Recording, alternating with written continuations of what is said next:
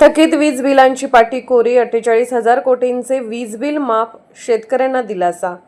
राज्यातील शेतकऱ्यांसाठी महत्त्वाचा निर्णय घेत राज्याचे मुख्यमंत्री देवेंद्र फडणवीस यांनी 7.5 HP पर्यंतच्या कृषी पंप धारकांचे थकीत वीज बिल माफ करण्याची घोषणा केली आहे।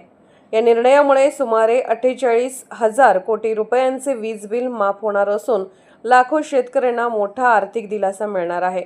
यशवंतराव चव्हाण सेंटर येथे भाजप किसान मोर्चातर्फे आयोजित पुण्यश्लोक अहिल्यादेवी होळकर शेतकरी कर्जमाफी योजना कृतज्ञता सोहळा संपन्न झाला। त्यावेळी मुख्यमंत्री देवेंद्र फडणवीस यांनी ऐतिहासिक घोषणा केली।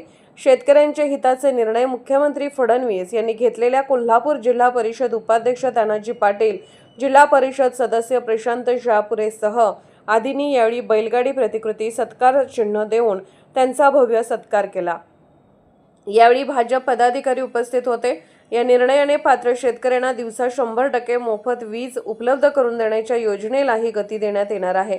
सरकारच्या निर्णयामुळे शेतीचा उत्पादन खर्च कमी होण्यास मदत होणार असून सिंचनासाठी अखंड वीज पुरवठा मिळण्याचा मार्ग मोकळा होईल। सरकारच्या या घोषणेचे राज्यभरातील शेतकऱ्यांकडून स्वागत करण्यात येत असून वीज बिलाच्या ओझ्यातून मुक्ती मिळाल्याने शेतकऱ्यांना मोठा दिलासा मिळणार असल्याची भावना व्यक्त होत आहे। अशाच अपडेट्ससाठी SP न्यूज चॅनलला लाईक करा, शेअर करा आणि सबस्क्राईब करा।